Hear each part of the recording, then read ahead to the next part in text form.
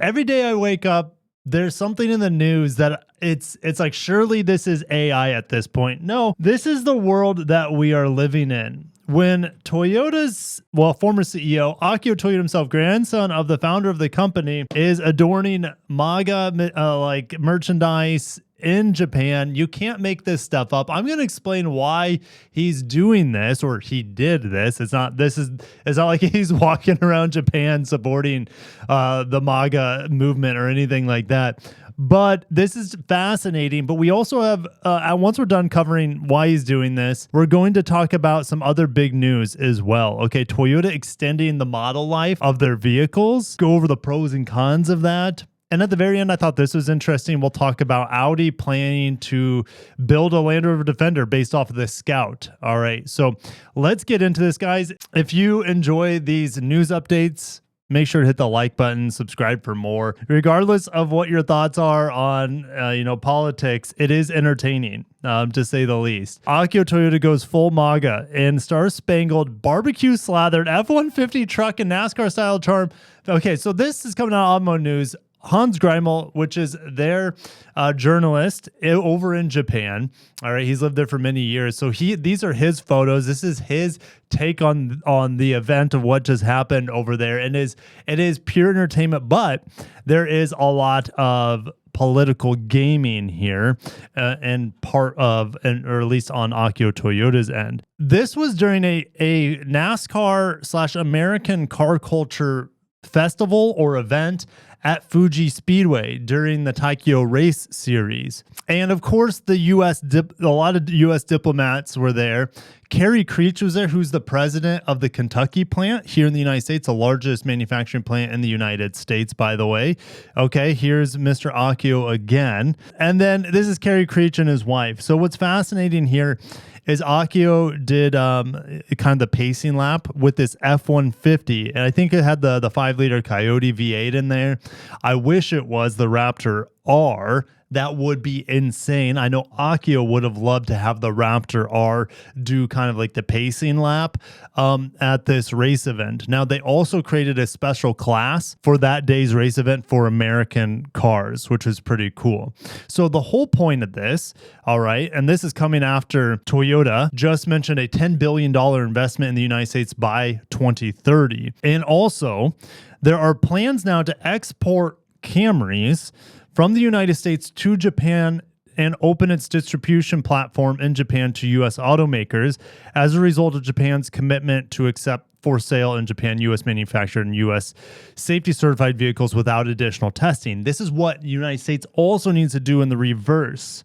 Obviously, we get cars from Japan. All right, you can see, actually, ironically, I have 2 cars from Japan in my driveway this week. We have the Toyota Crown, which wouldn't exist without Akio Toyoda. And then we have the Infiniti QX80, which is based off the Nissan Patrol, built in Japan. Okay, but what I'm saying here is we need to accept other countries' safety standards here in the United States so that we have more affordable cars and our standards aren't so difficult here stateside, forcing cars to be so expensive, as well as, what's already happening is that the government is reducing, and I don't know when it's going to take effect. We already know cafes already been put on the back burner.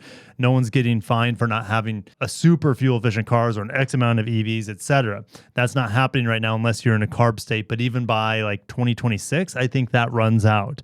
The CARB states no longer have control over their, I guess you could say, emissions or fuel economy standards like they used to. So Akio is celebrating Carrie Creech and American culture, car culture, and they will probably, almost guaranteed, make right-hand drive Camrys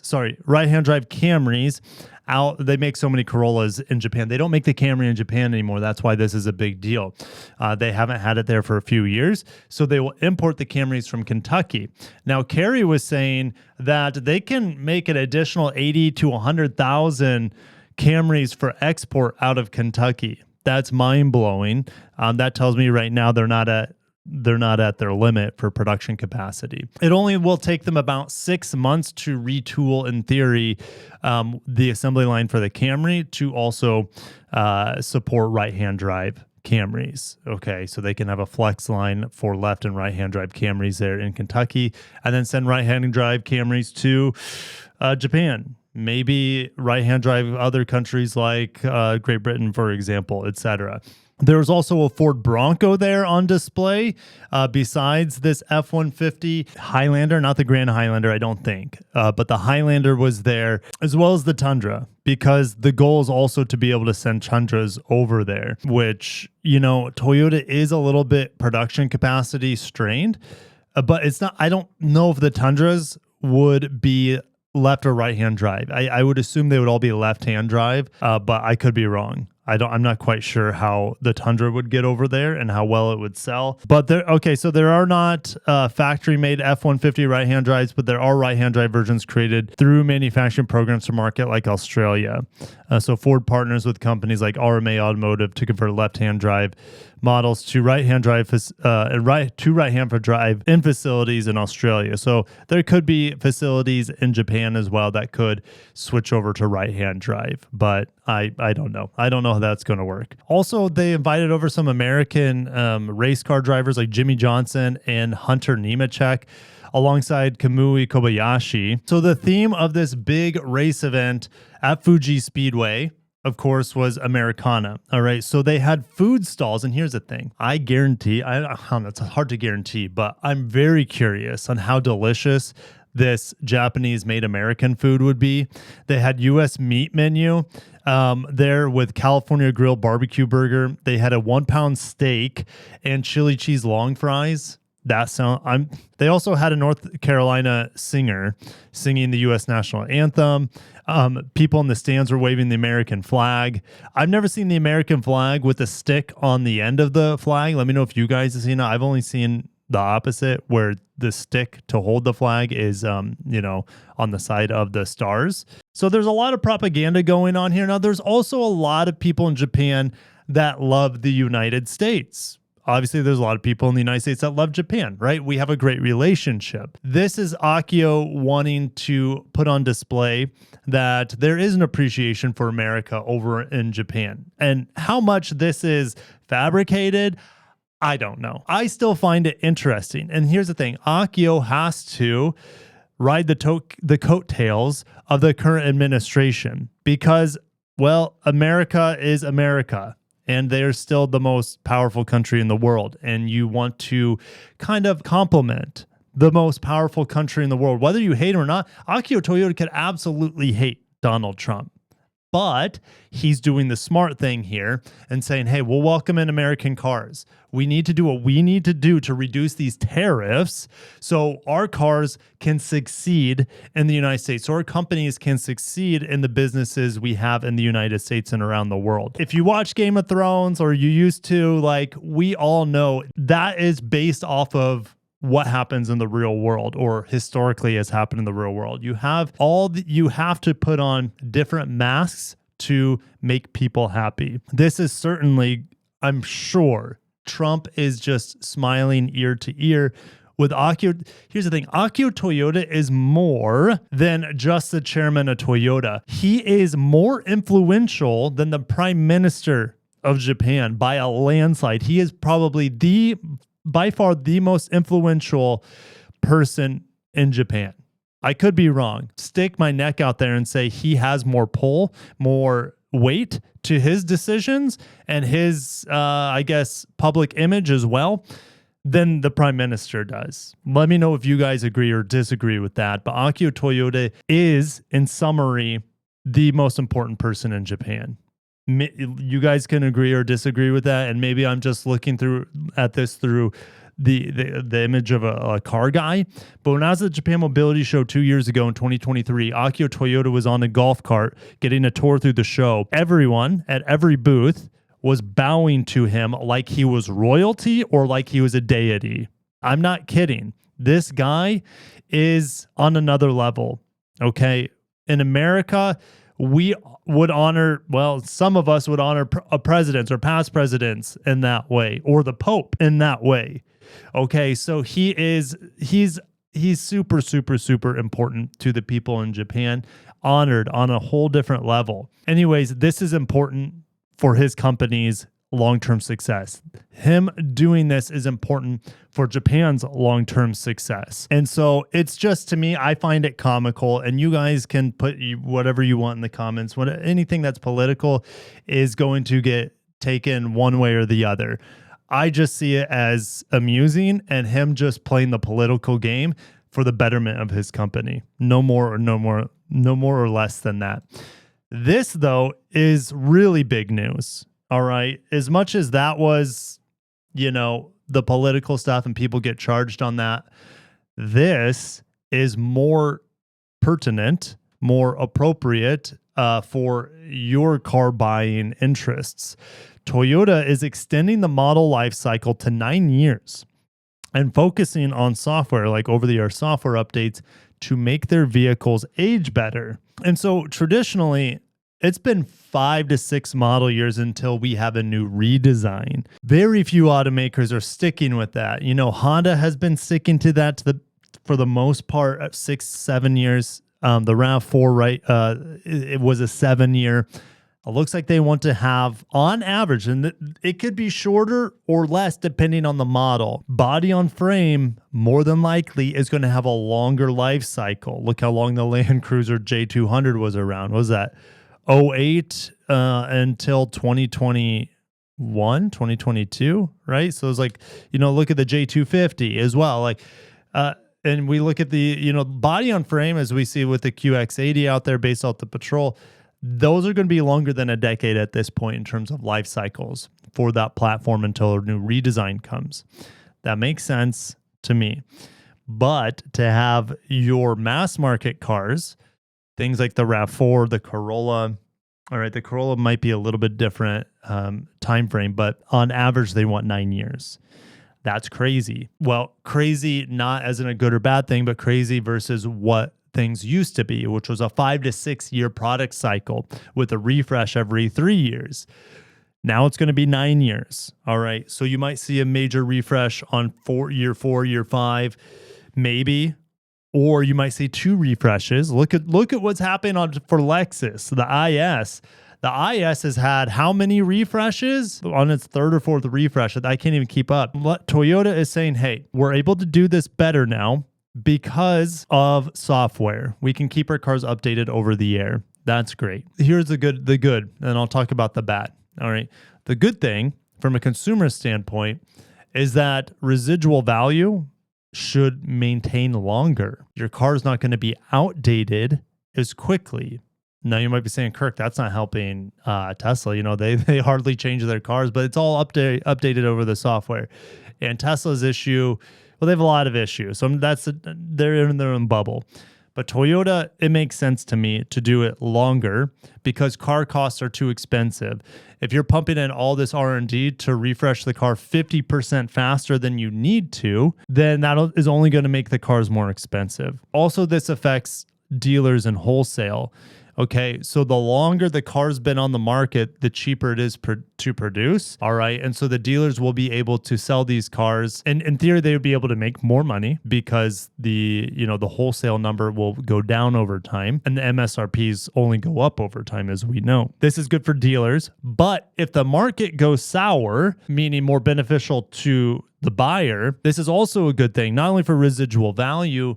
But if the wholesale number goes down, that means the dealers have more flexibility and more wiggle room to reduce prices off of MSRP.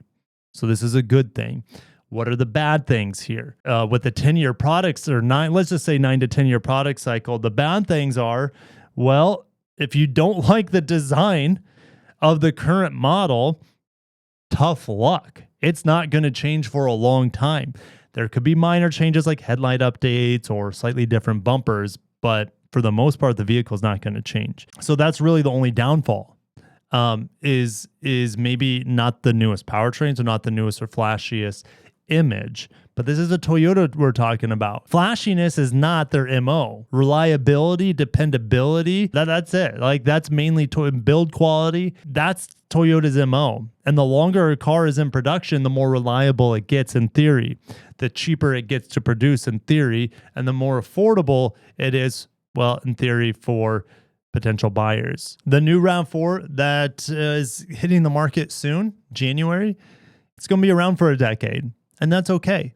They can still put new powertrains in there if they need to, right? There's nothing wrong with the 2.5 liter hybrid. Like, it's indestructible. It's really good. The 5th gen is really good. But there's nothing also, if they decide, hey, we have solid state batteries, we're able to produce them cheap, we're going to put a 30 kilowatt hour solid state battery in the plug-in hybrid, and it weighs half as much as the current battery does. Okay, they're going to be able to keep updating these things with powertrains if they need to, depending mainly, first and foremost, on regulations, emissions regulations, Euro 7 or Euro 8, whatever it is. They'll be able to switch powertrains.